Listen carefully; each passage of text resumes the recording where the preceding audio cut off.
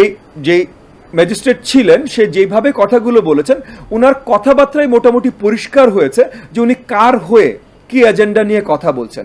উনি শুধু জয় বাংলা আর জয় শেখ হাসিনা বলা ছাড়া, দেখেন অত্যন্ত দুঃখজনক, কিন্তু 15.5 বছর ধরে যত জায়গায় যত শক্তভাবে শেখ হাসিনার দোসরদেরকে বসানো হয়েছিল এটা রাতারাতি সরানো সম্ভব না।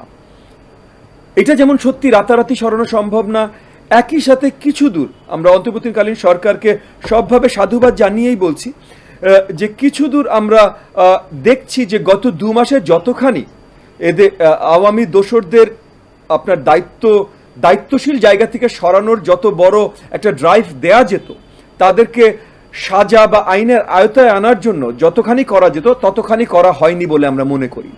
এইখানে আরো শক্ত অবস্থান নেওয়া প্রয়োজন সরকারে যারা আছেন তাদের, মানে সরকারি পর্যায় থেকে দায়িত্বশীল প্রত্যেকটি জায়গায় আওয়ামী দোসরদেরকে সরানো, নতুন লোকজনদেরকে বসানো এবং আওয়ামী দোসরদেরকে আইনি প্রক্রিয়ায় নিয়ে আসা, এই জায়গাটাতে আমরা মনে করি আমরা এখনো অনেক দূর পিছিয়ে আছি। এখানে তো শুধু দলীয় অবস্থান আসলে না, একজন ম্যাজিস্ট্রেট কি বলেছে তার চাকরি অলরেডি চলে গেছে, যেহেতু চাকরি অলরেডি চলে গেছে দলীয় অবস্থান না। তবে পার্সোনাল, আমি যেহেতু আমাকে প্রশ্নটা করলেন আমি পার্সোনাল ভাবে বলি যে এই যেই ম্যাজিস্ট্রেট ছিলেন সে যেভাবে কথাগুলো বলেছেন উনার কথাবার্তায় মোটামুটি পরিষ্কার হয়েছে যে উনি কার হয়ে কি এজেন্ডা নিয়ে কথা বলছেন।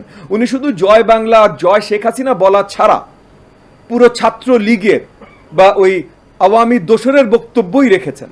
সো সেখান থেকে আমি মনে করি যে, মানে আমি পার্সোনালি মনে করি যে তাকে সরকারি কোনো পজিশনে সে থাকার যোগ্যতা হারিয়েছেন এই কথা বলার মাধ্যমে। আর যেহেতু যোগ্যতা হারিয়েছেন সেহেতু আমি সরকারকে সাধুবাদ জানাই তাকে চাকরিচ্যুত করবার জন্য। যেহেতু এটা সিঙ্গেল একটা পজিশন, এটা নিয়ে আসলে আমাদের দলীয় কোনো আপনার মহলে এটা নিয়ে কোনো আলোচনা হয়নি, এর জন্য আমি আপনাকে দলীয় উত্তর দিতে পারলাম না, পার্সোনাল উত্তর